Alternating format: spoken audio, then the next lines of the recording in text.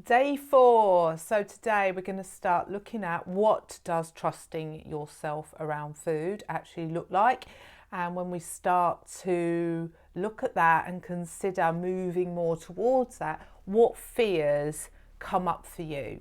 Because that's the resistance, that's what's going to drive self-sabotage, understanding those deep-rooted fears around those different aspects of making those changes. So before we move on to today's training, I just want to catch up on how you got on with yesterday's training, which was all around the power of food and food rules. It is such a fundamental part of building trust with food, starting to understand the food rules that you're living your life by day in, day out. Some are going to be really obvious, some are going to be more subtle. So, just keep an eye out for those sneaky food rules as you go through the rest of this program. So, today, building trust with food. What does that actually look like? And what fears may come up as you start to embark on implementing some of these different aspects? So, the first one I want to talk about is permission to eat, or unconditional permission to eat, and we touched on this yesterday. And you were set a little experiment to do where you sit and choose one of your foods off your bad food list, and you sit and you create an environment where you give yourself unconditional permission to eat that food.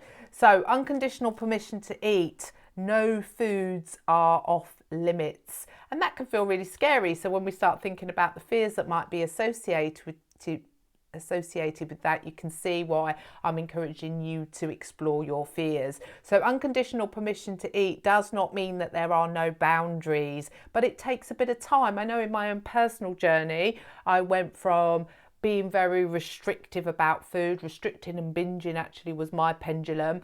And as I started to move more into understanding and letting go of diet culture, building in permission to eat did take a while for me. There was definitely a 6-month period where I was in that, oh, woohoo, I can eat what I want phase. And I did actually gain weight as a result of that, which I had to then navigate through that fear. And what came up for me as a result, because when we start changing some of our behaviours, especially if we change them a bit too quickly, it can actually bring up fear and worry in other areas, and that's what often takes us back to doing what's familiar. So unconditional permission to eat is the first one on the what does it look like to trust ourselves around food. Number 2 is around our intuition, our association with when we're hungry and when we're full. As babies, we have a very, very, very close attunement to when we're hungry and when we're full. We will cry when we are hungry, and when we've had enough, no amount of trying to push that bottle into our mouths is going to make us eat. But as we grow up, we lose that natural attunement, and that breaks trust and creates self-doubt. When we're 2 or 3 years old, mum is telling us when to eat. We very much eat by the clock. So we learn to override our natural biological hunger and fullness cues. And so a big part of learning to trust ourselves around food is starting to reattune with our physical hunger and reattune with our natural fullness. So, the belief around finishing everything on your plate, at what point in your eating do you actually start to recognize that you're getting full, but you carry on eating anyway to that point of over fullness? So that's a really important aspect of building trust with food, and we are going to touch on this one in more detail, I think on day 6. So that's the second one. No food is off limits. That kind of ties in with the permission to eat. Not obsessing about the numbers. I am not a big fan of weighing scales. I'm not a big fan of anything that measures points, or even to a degree, Fitbits that are measuring our movements. They can be helpful tools, but not if we become obsessed with them, not if we are then judging that number. Okay, that's when they become really unhealthy, and they create mistrust. So I used to be someone that jumped on the scales several times a day. I knew that was fueling and feeding my disordered eating. So part of my healing journey has been around learning to look for like non-measurable ways of knowing how I'm doing. So I very much go by how my clothes feel these days. And because I've built such a much healthier relationship with food, I don't constantly feel like I need to be checking. You know, when I look back to the days where I was very entrenched in diet culture, I would almost have a day where I would eat more than I kind of normally would, and I'd get on the scales, and if they were favourable, it was like I felt like I'd got away with it. So the scales were very intrinsically linked to this very almost like childlike approach to my my whole eating and food relationship. So building trust with food is about letting go of the need to have these tools that for some people can be a really supportive aid, but for those of us that have mistrust and have disordered eating and have an unhealthy attachment to food, those measuring aids can actually be part of the problem. What's the next one I've got on my list? Not being influenced by other people. You know, this is a big part of learning to build trust around food. Something I've realised in the last couple of years, and it's not a direct influence by other people, but it's part of the eating to be part of. You know, I would eat a big meal in the evening because that's what I was conditioned to do, and the thought of not doing that, I just thought, I felt a bit uncomfortable with that. You know, if I wasn't sitting down and eating that, would Gary feel uncomfortable with that?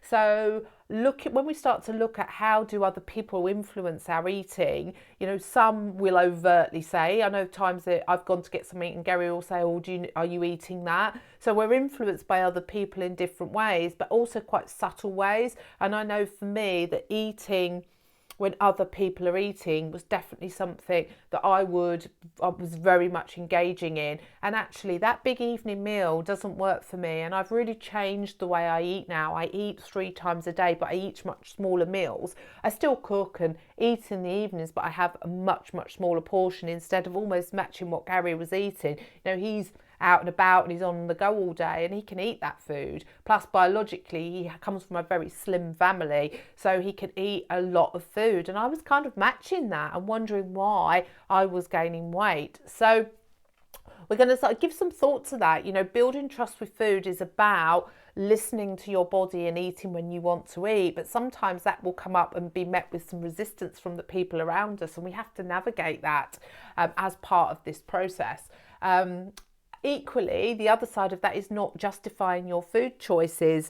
I can remember, and I maybe still do this sometimes, if I go out for a meal, I will, if I know I used to order stuff, and if I ordered quite a lot, I'd be justifying it and saying, I haven't eaten very much today, or, I've been really good all week, and so I can have this. So, start thinking about when you choose to have certain foods, where do you feel you need to justify having them? And part of building trust around food is just giving yourself permission to bloody have them without having to justify it and without having to feel guilty about it.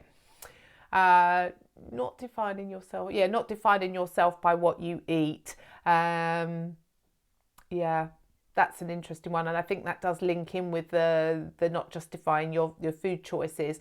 And then the last one on the list is learning to enjoy all foods in moderation.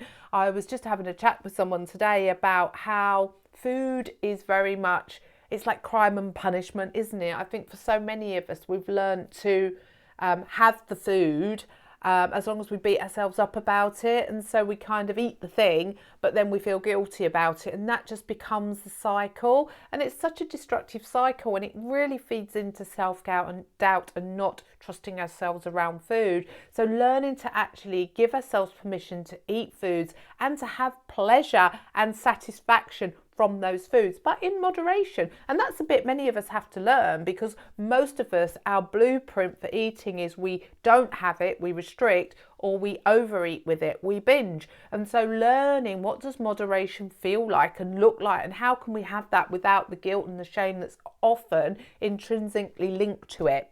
So that's kind of like the key elements of trusting ourselves around food. So your actions for today is, as always, there is a workbook to download. There's just three parts to today. The first one It's just a little questionnaire which is going to explore your willingness and your readiness to actually make the changes, these changes that I've just talked about. And there's some yes and no questions. Please don't judge the outcome of this questionnaire, because as with anything like this, it's a benchmark, it's a starting point, and if you've got a lot of no's coming out, that's okay. It just means, the questionnaire itself is like, it's a pointer. It's starting to kind of get you thinking about the things that you might want to work on in order to build a deeper trust with yourself, especially around the permission to eat and the eating all foods and the eating foods without guilt, because that is a really big part of the trust process. So the first part is to do the questionnaire.